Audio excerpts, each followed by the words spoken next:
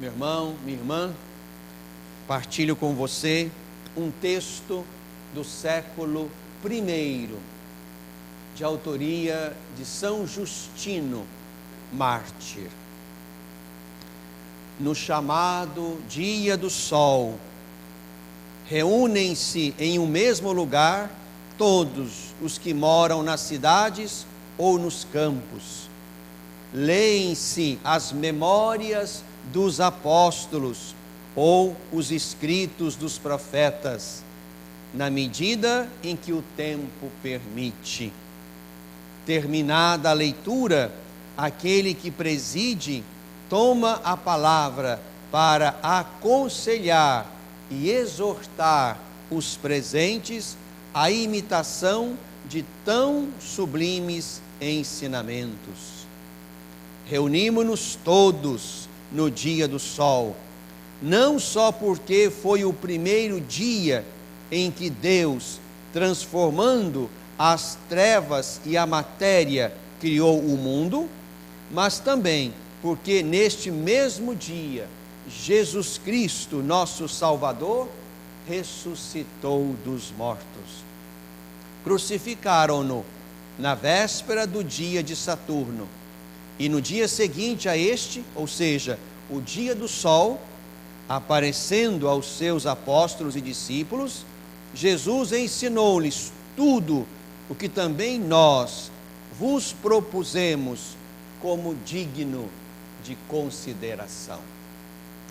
Meu irmão, minha irmã, aí na sua igreja doméstica, é exatamente isto que estamos fazendo 21 séculos depois. Neste domingo, dia do sol, nos reunimos para fazer memória do Senhor. Partilhamos a bela e rica liturgia da palavra e daqui a pouco vamos partilhar os dons que temos, pão e vinho, que serão eucaristizados. É palavra também de São Justino. E assim seremos alimentados pela palavra e pelo pão, e ambas são exatamente a certeza de que o Senhor nos fala. A palavra e o pão, ambos são Ele mesmo. Ele é a palavra, o verbo. Ele é o pão vivo que desceu do céu para dar vida ao mundo. Por isso, nos alegramos por, mesmo nesse formato irregular, extraordinário, de uma missa transmitida, nós poucos aqui e você aí participando da sua casa, este é o formato possível para este tempo de pandemia, que suplicamos que passe logo. Nesse formato, meu irmão, minha irmã, nesse domingo, fazemos o que se faz no caminho da igreja há 21 séculos. E fazemos memória grata a Deus da primeira missa celebrada nas terras de Santa Cruz, no 26 de abril de 1500. E aqui estamos nessa longa tradição eucarística que nos faz também um povo da Eucaristia, um povo que faz memória do Senhor, palavra e pão. Nós estamos nesse caminho pascal e faremos isso nos 7 domingos pascais. Nós estamos tentando responder a essa pergunta. O Senhor não está no túmulo, o túmulo está vazio. Nós constatamos isso na liturgia da grande e bela vigília pascal. Onde o Senhor está então? Se o túmulo vazio inaugura uma nova forma de presença, onde está o Senhor? Semana passada respondemos, está na comunidade reunida em seu nome. A comunidade é o lugar da educação da fé. Quem está fora da comunidade corre o risco de perder a fé. Assim foi com Tomé. Aí a importância de, na comunidade, nós vivemos a fé, nós mergulharmos o mistério do nosso seguimento a Jesus. A nossa fé é uma fé eminentemente comunitária. Ela começa com um ato pessoal, eu creio, mas desemboca necessariamente no nós cremos. E aqui já se pode colocar sem medo de errar, que toda fé vivida no intimismo individualista não é fé cristã, não é fé católica. A fé católica nos joga dentro da vida comunitária, e é na comunidade que nós fazemos memória do Senhor, é na comunidade que celebramos a sua presença, é na comunidade que esperamos a sua volta. Essa foi a resposta da semana passada. Hoje temos esse belo texto dos discípulos de Emaús e nos colocamos a mesma pergunta: onde está o Senhor que não está no túmulo vazio? O texto de hoje, que é um texto de Lucas e só dele, nos dá a resposta que precisamos para este domingo. Vamos nos concentrar aqui no versículo 30, quando aqueles três percorrem o caminho, um caminho iluminado pela palavra, e vamos falar disso ainda, e lá, sentados à mesa, Jesus entrando para ficar com eles, sentados à mesa, Jesus toma o pão, abençoa, parte e lhes distribui. Versículo 31. Nisso os olhos dos discípulos se abriram e eles reconheceram Jesus. E é esse testemunho que eles dão no último versículo, depois que voltam a Jerusalém e se encontram com os 11 reunidos.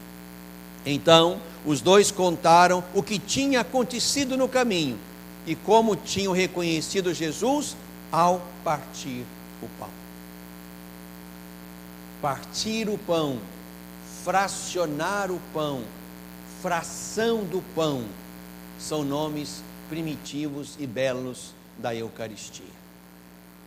Na Eucaristia que nós comemos, nós reconhecemos o Senhor, que não está mais no túmulo, que tem propriedades novas, porque Ele pode aparecer. Jesus se aproximou e começou a caminhar com eles, eles não o reconheceram.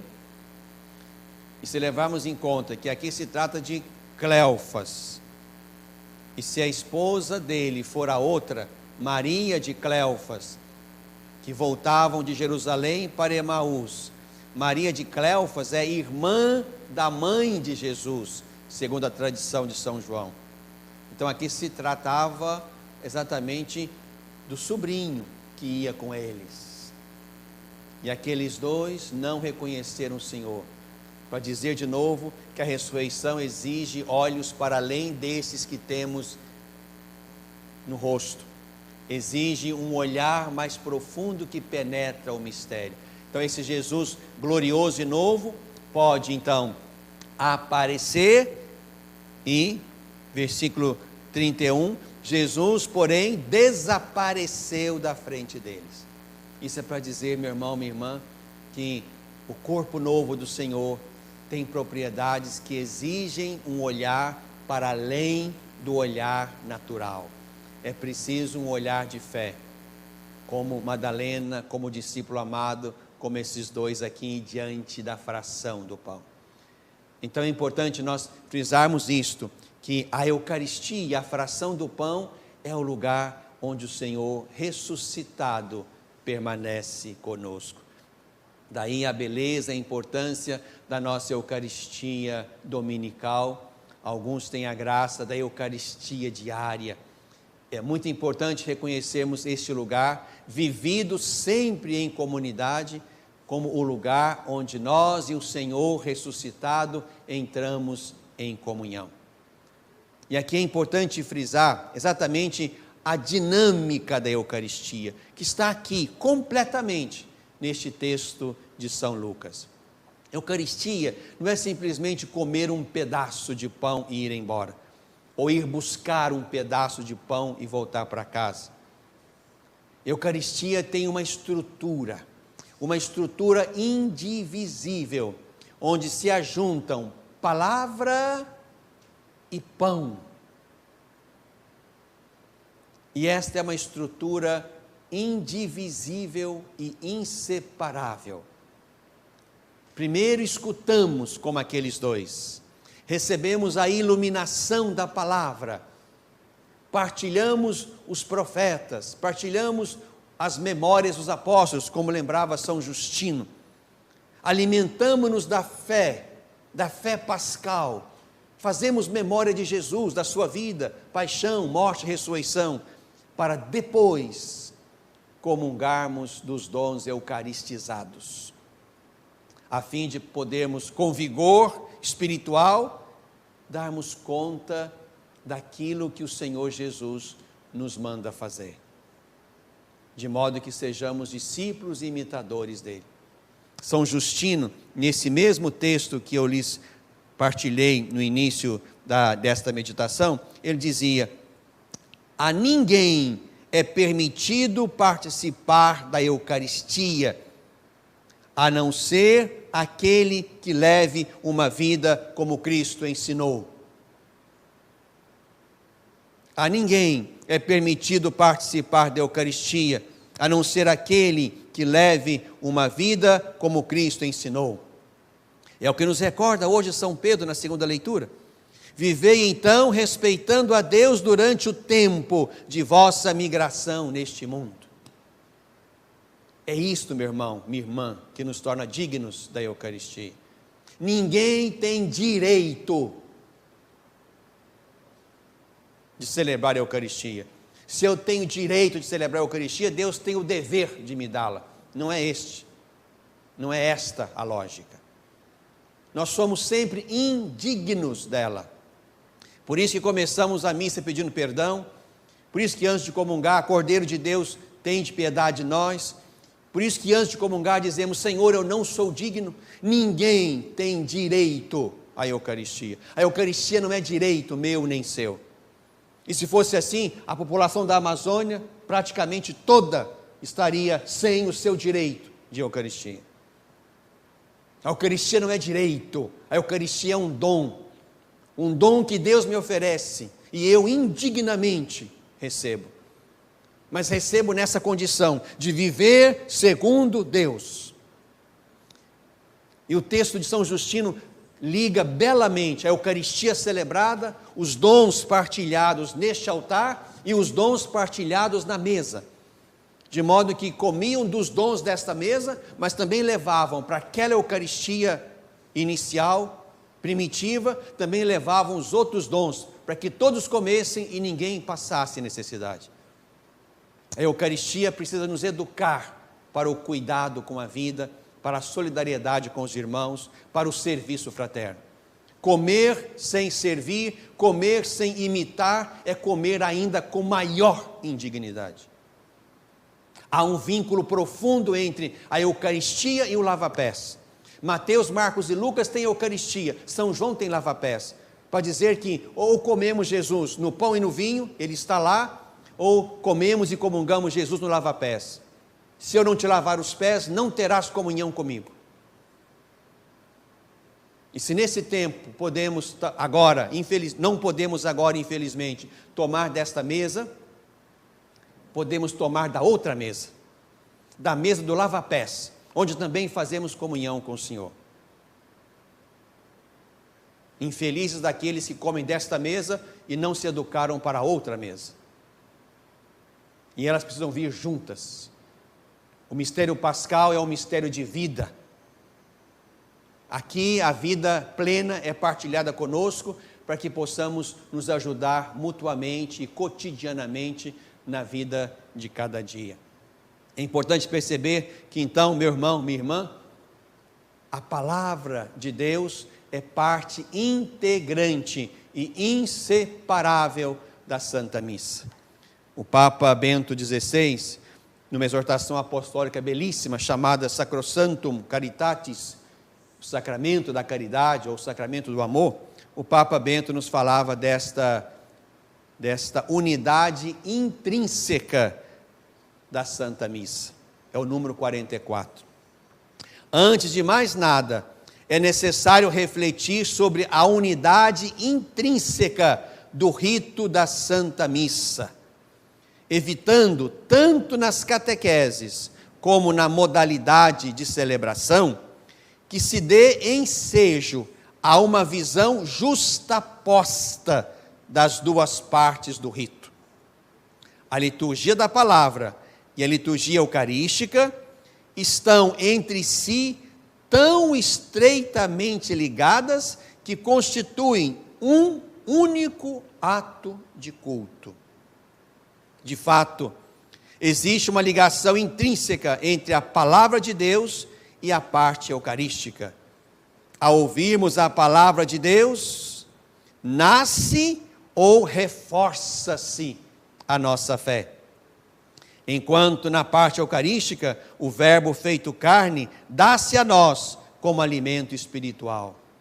Assim, a partir das duas mesas, a da palavra e a do corpo de Cristo, a igreja recebe e oferece aos fiéis o pão da vida. Por isso, deve-se ter constantemente presente que a palavra de Deus, lida e anunciada na liturgia pela igreja, conduz a Eucaristia como a seu fim connatural. É isso que fazemos em cada Eucaristia desde o princípio. São Pedro visita as Escrituras e faz ver que Cristo as realiza. Não é de Davi que falavam as Escrituras, mas Davi falava de um outro, de Cristo. É exatamente aqui que aos poucos os de Jesus vão se separando da sinagoga. Os de Jesus vão fazendo leitura da Escritura a partir de Cristo. Cristo se torna, digamos assim, os óculos com os quais as Escrituras serão lidas. E assim se separam da fé dos judeus. Assim faz Pedro. Assim fez Jesus com aqueles dois. E falava das Escrituras de modo a aquecer o coração dos discípulos e fazê-los compreender que tudo que fora dito antes fazia parte de um desígnio, fazia parte de um projeto, de uma previsão, como lembra Pedro, acerca de Jesus. Por isso, meu irmão, minha irmã, quero convidar você mais uma vez nesse dia do sol, fazendo memória de Jesus, a acolher de coração aberto a palavra de Deus desse dia. E tendo acolhido essa palavra, podemos agora avançar para a mesa da Eucaristia, onde nossos dons de pão e vinho serão eucaristizados. O mais importante é que nos lembremos disso. O que fazemos aqui nesse domingo é memória do Senhor, que é palavra e que é pão. E todas as vezes que fizermos isto, nós precisamos ajuntar sem separação essas duas formas de presença. A palavra constrói a fé e a educa. O pão haverá de nos ajudar e dar vigor para que possamos viver uma vida que respeite a Deus, viver uma vida segundo o ensinamento de Cristo. É isto que torna a mim e a você dignos da Eucaristia de todos os dias.